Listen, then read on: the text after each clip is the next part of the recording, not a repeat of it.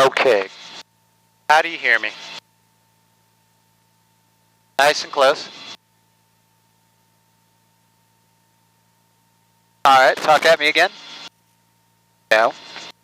Hear me now? I can hear you.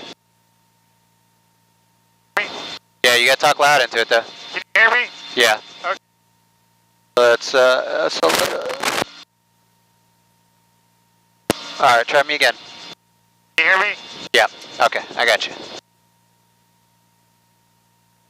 You gotta keep that microphone like really close to your lips. Okay, can you hear me? Yep, I can hear you now. Okay. And the volume is good in your headset? Yeah. Okay. Alright, so now we're doing a warm-up procedure.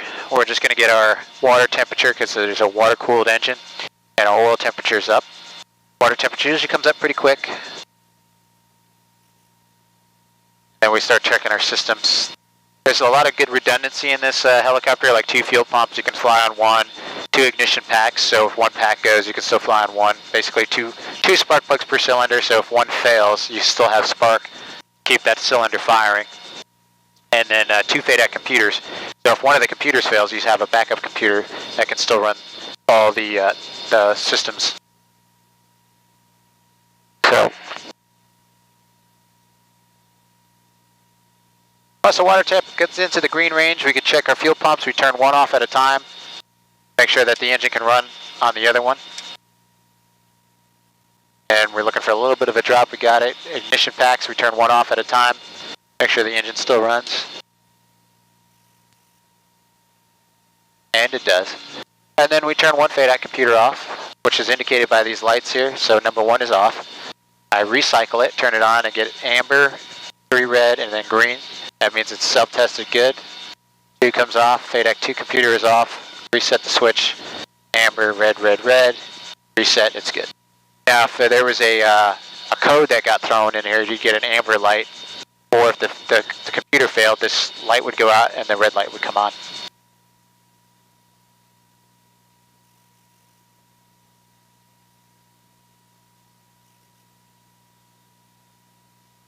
While we're waiting for the oil temperature, 29908.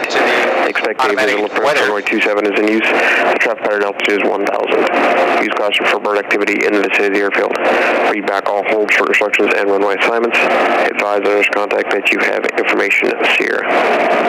Space Coast Tower information Sierra, time 1548 Zulu, wind at 240 at 9, gust 15, visibility 7, sky conditions scattered 2500, temperature 270.19, altimeter 29908. Expect a visual approach, runway 27 is in use. The traffic pattern altitude is 1000. Use caution for bird activity in the vicinity of the airfield. Read back all holds for instructions and runway assignments. Advise others contact that you have information Sierra. Space Coast Tower information Sierra, time 1548 Zulu, wind at 240 at 9, gust 15, visibility 7, sky conditions scattered 2500, temperature 270.19, altimeter 29908.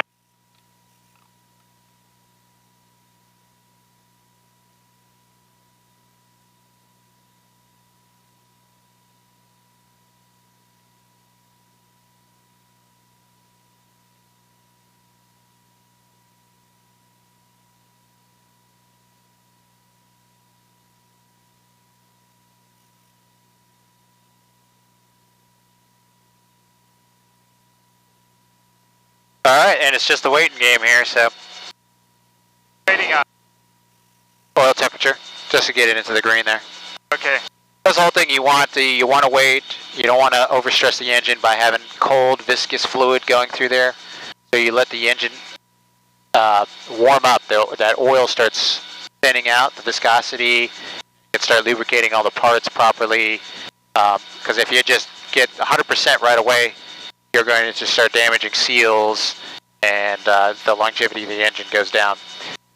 So we do the same thing. We cool it down because it'll probably be up towards like 200 degrees while we're hovering, and then you cool it down to about 180. Let that stuff kind of cool down, cool all the components down. So you know the whole law of thermodynamics, heat expansion and contraction. That energy has to go somewhere, and the oil takes that heat friction energy away, and it goes through an oil cooler and stuff. But you need time to let it dissipate that heat. So that's why we do a warm up and a cool down to get those components ready. Because because you got to basically think a helicopter engine is running at almost 100% of its output all the time. Maybe 90% at cruise, but it is running almost everything it's got, and you've got cooling is paramount.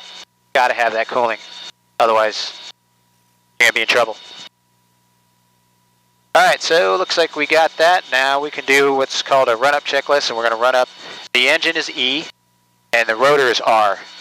So we want the rotor, when we're operating, normally to stay in the green arc at 100%, and that's what gives us our lift.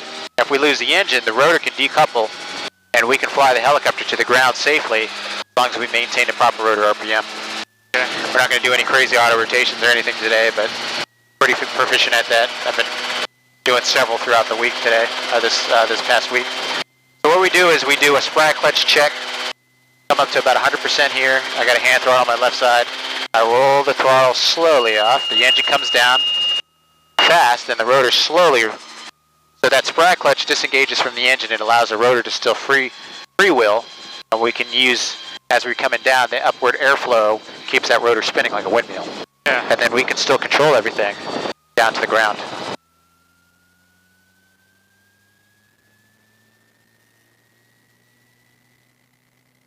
Alright, so before takeoff checklist, we check our temperatures, pressures, fuel pressure. We'll set our transponder to altitude for now. We look to our right, we look to our left, and we slowly come off the pad. Alright, CG is good, and we're coming to the left.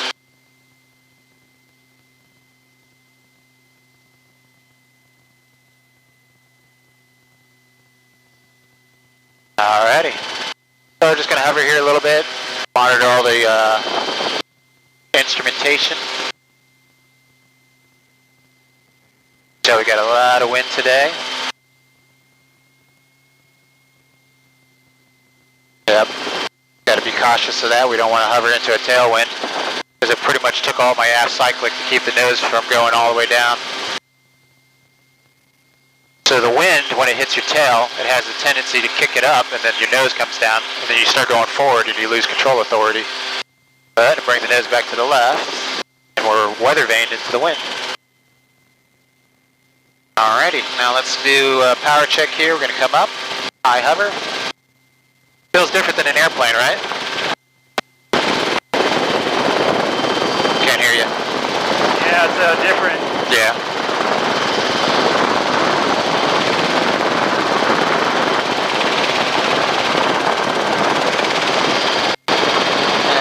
Bring it on down.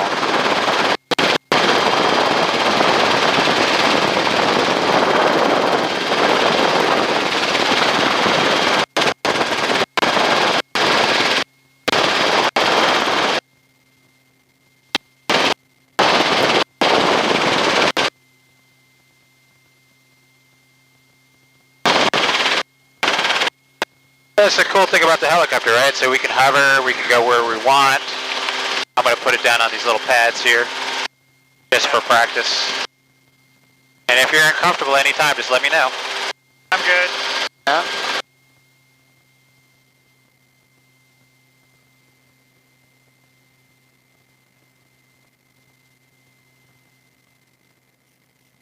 Alright, do you think you would be comfortable to do one lap around? Yeah, let's do it. Okay. Space Coast Tower, helicopter 8006 Alpha. Helicopter 8006 Alpha, Space Coast Tower.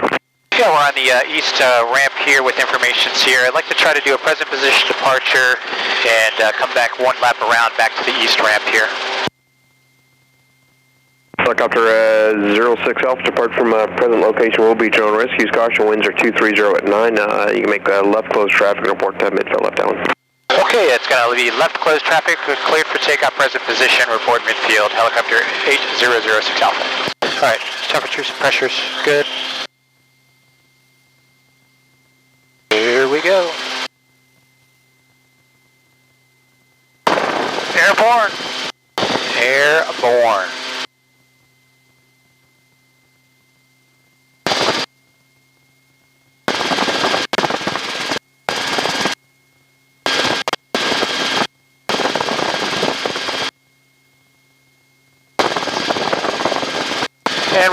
up at about 60 miles an hour. If you can see the airspeed indicator there, keeping everything in trim. Monitor our engine gauges.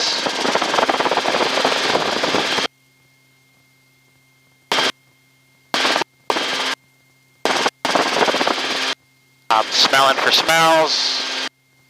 Looking for temperatures. You're always aware of your surroundings here. Somewhere you can put it down if you need to. We're clear to the left.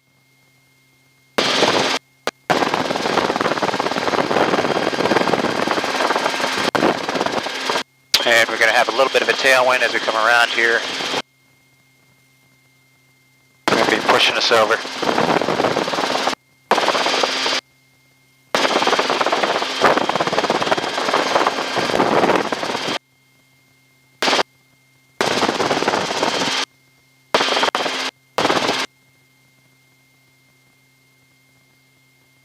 And we're clear to the left.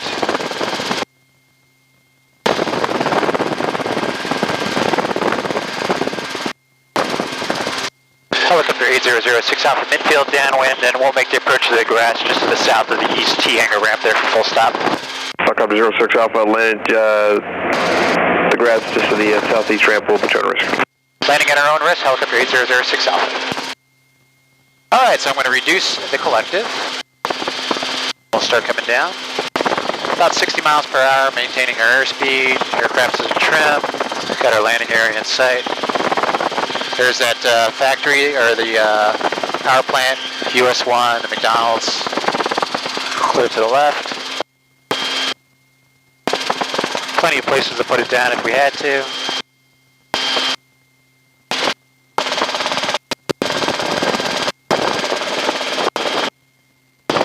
And I just try to do this abbreviated pattern here so we're not, interrupting his traffic pattern for the other fixed wing traffic. Doesn't look like there's many people flying today. It is a Sunday, holiday weekend, everybody's spending time with the family. How you feeling? Good? I'm good. Okay. Almost down.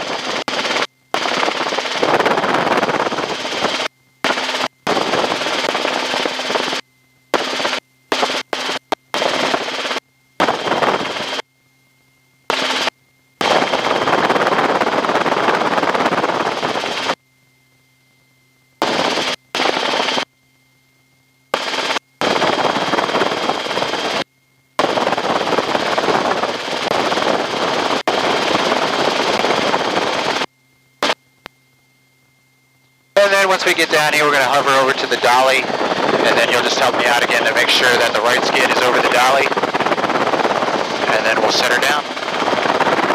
Okay.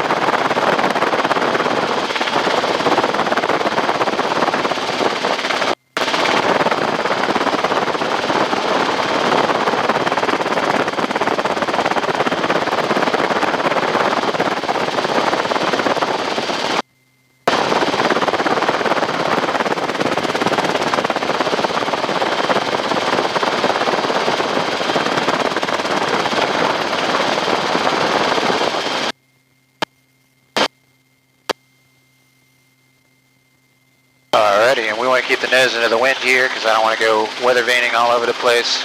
We're going to slide to the right.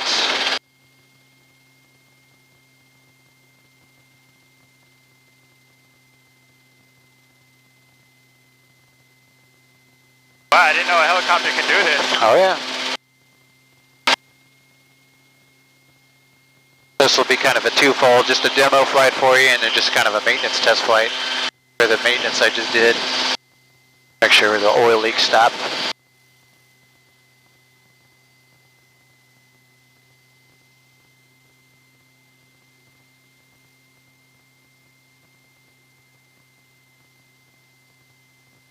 Alright, tail's clear on the right for now. Make sure there's nobody behind us. Okay, looks good. A little bit to the right. Looks good. Okay, here we go.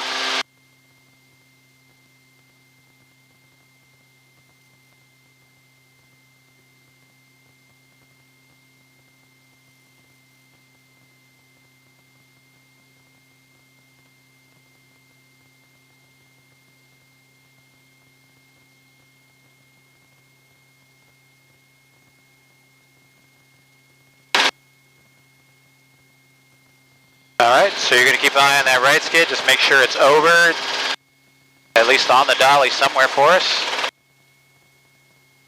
That's on. That's good. Keep coming.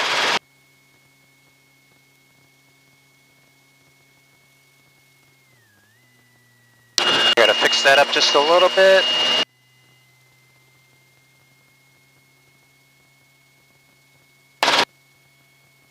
Okay, how's the skid looking over there? Looks good. I think we're pretty straight. So we'll go ahead and center all the controls up, and then we can start reducing. I always like to keep it here just for a few seconds, because if the dolly collapses, I can pick it up. And I slowly reduce the power. Now we're in cool down mode.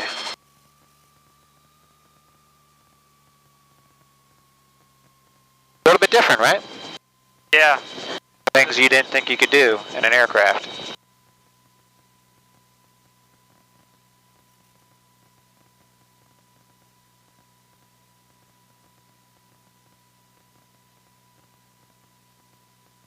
could actually go to work in this thing, right? At airport, right? I could, but you know, I wouldn't keep it parked outside. It's not waterproof. This thing's meant to be hangared. But yeah, if I wanted to do that, I could, yeah.